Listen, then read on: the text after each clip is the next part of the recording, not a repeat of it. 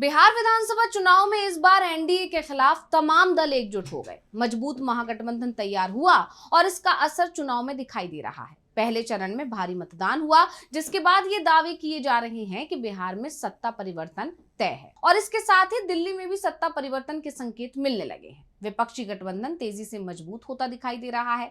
BJP की मुश्किल बिहार दिल्ली के साथ अब यूपी में भी बढ़ने वाली है, क्योंकि ये माना जा रहा था कि बिहार का असर यूपी विधानसभा पर जरूर पड़ेगा, जो कि 2027 में होने वाले हैं। और अब बीएसपी चीफ मायावती, जो अभी तक खामोश दिख रही थी, एक तरह से बीजेपी को ही फायदा पहुंचाती दिखाई दे रही थी, अब उनका रुख भी बदला बदला दिख रहा है। बीएसपी चीफ ने संकेत दे दिए हैं कि वो इंडिया गठबंधन के साथ जा सकती हैं और इसकी शुरुआत बिहार विधानसभा चुनाव के नतीजे के साथ होगी। मायावती का एक बयान सामने आया है जिसने बीजेपी नेताओं की नींद उड़ा दी है, खास तौर पर उत्तर प्रदेश में, क्योंकि मायावती अगर इंडिया गठबंधन में शामिल हुई तो यूपी में बीजेपी के साथ होने का संकट खड़ा हो जाएगा। तो क्या कहा है ऐसा बीएसपी चीफ ने? इसी पर आज हम अपनी स्पेशल रिपोर्ट में करने जा रहे हैं बात। नमस्कार, मैं हूं अंशिता।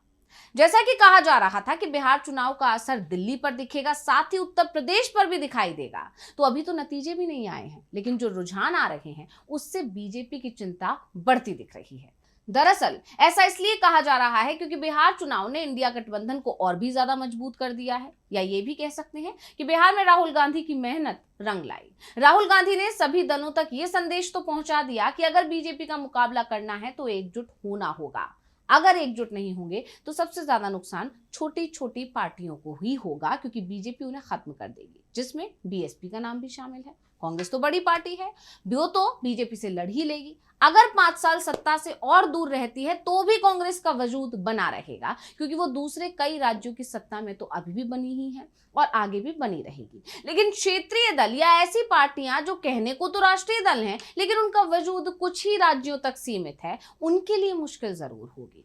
उनके लिए आगे और कुछ साल तक सत्ता में ना आना बहुत बड़ी मुश्किल खड़ा कर सकता है, और इसलिए विपक्ष की इस समय नजरें राहुल गांधी पर लगी हुई हैं, जो बीजेपी से सीधी टक्कर भी ले रहे हैं। हालांकि कई दल तो पहले भी ये बात मान भी चुके हैं और समझ भी चुके हैं कि बीजेपी को अगर कोई दल हरा सकता है तो वो कांग्रेस पार्टी ही है। लेकिन अब एक और दल ने भी कांग्रेस के नेतृत्व को स्वीकार करने का मन बना लिया है और इंडिया गठबंधन में शामिल होने की तैयारी कर रहा है।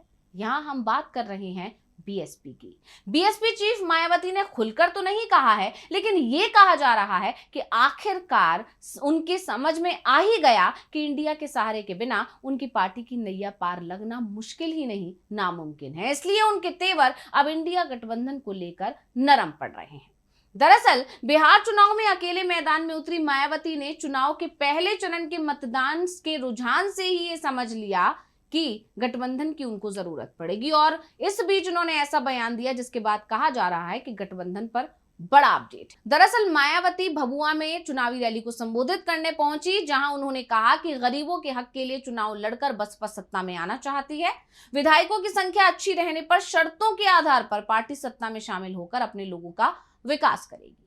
अब मायावती का जो ये बयान है वो बिहार चुनाव के लिए दिया गया है, लेकिन इसकी गूंज अब दिल्ली और लखनऊ तक सुनाई दे रही है। मायावती को भी एहसास है कि अगर बीएसपी को बचाना है तो उन्हें किसी गठबंधन के सहारे की जरूरत तो पड़ेगी ही पड़ेगी। अकेले चुनाव लड़कर बसपा ने अभी तक अपना ही नुकसान किया और धीरे धीरे पार्टी का वजूद खत्म होता चला जा रहा है।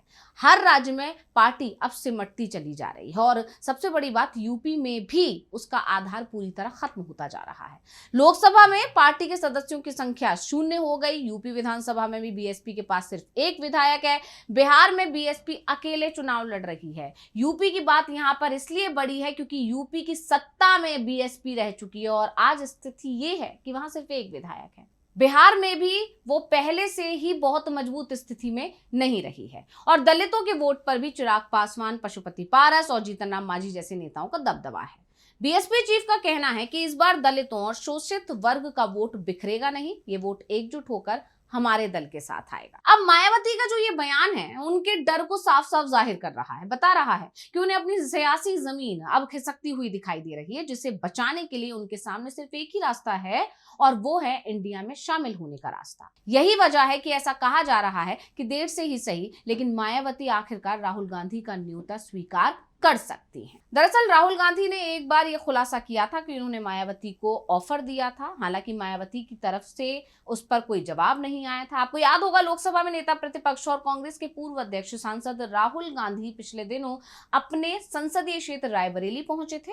यहां उन्होंने दलित छात्रों के साथ संवाद के दौरान विस्फोटक बयान दिया था। राहुल गांधी ने पहली बार आधिकारिक रूप से इस बात को स्वीकारा था कि उन्होंने मायावती को कांग्रेस के साथ आने का प्रस्ताव दिया था, मगर इस प्रस्ताव को मायावती ने ठुकरा दिया।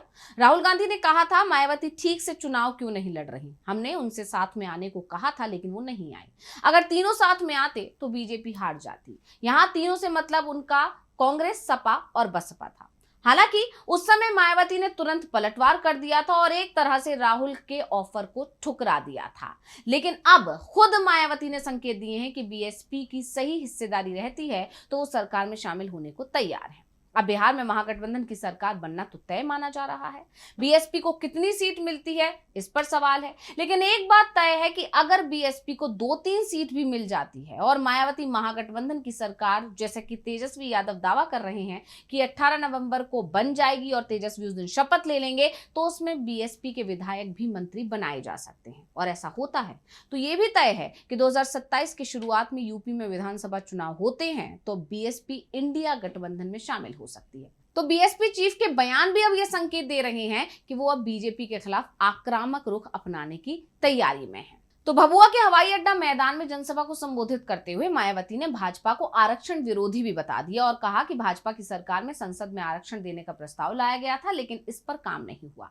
देश में गरीबों को आरक्षण का संवैधानिक अधिकार मिला है, इसे लागू कराने के लिए बसपा गरीबों के पक्ष में खड़ी रहेगी। पूंजीवादी पार्टियां सत्ता में आने पर गरीबों को भूल जाती हैं। दलित विरोधी पार्टियों को सत्ता में आने से रोकना है। उन्होंने आरोप ये भी लगाया कि किसी भी सरकार ने मेहनतकश लोगों का विकास नहीं किया है। गरीब, दलित और आदिवासियों को बाबा साहब के संविधान में दिए गए आरक्षण का केंद्र सरकार की तरफ से कभी भी कोई लाभ नहीं दिया गया और ना ही दिया जा रहा है। इसके अलावा आपको 2020 में बिहार विधानसभा चुनाव के नतीजों के बारे में बताएं तो चुनाव में बसपा ने असदुद्दीन ओवैसी की एआईएमआईएम और उपेंद्र कुशवाहा की रालोसपा समेत अन्य छोटे दलों के साथ मिलकर गठबंधन में चुनाव लड़ा था। बसपा ने 80 सीटों पर प्रत्याशी उतारे थे।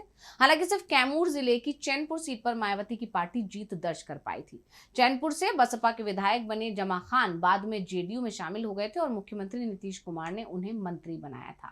लेकिन इस बार पहले से ही मायावती ने एक बड़ा ऐलान कर दिया है और अपने समर्थकों को संकेत दे दिया है कि अगर आप हमारे विधायकों को जिताकर लाएंगे तो हम गठबंधन में जा सकते हैं और हो सकता है कि इसका फायदा मायावती को मिल जाए। और अगर बिहार में उन्हें फायदा मिला तो जाहिर है वो यूपी में भी गठबंधन के साथ हाथ मिलाने के बारे में जरूर सोचेंगी, जो बीजेपी के लिए एक बड़ी चुनौती बन सकता है। तो स्पेशल रिपोर्ट आपको कैसी लगी हमें कमेंट करके अपनी राय जरूर दीजिएगा। इसी के साथ मुझे दीजिए इजाजत। देखते रहिए DV लाइव।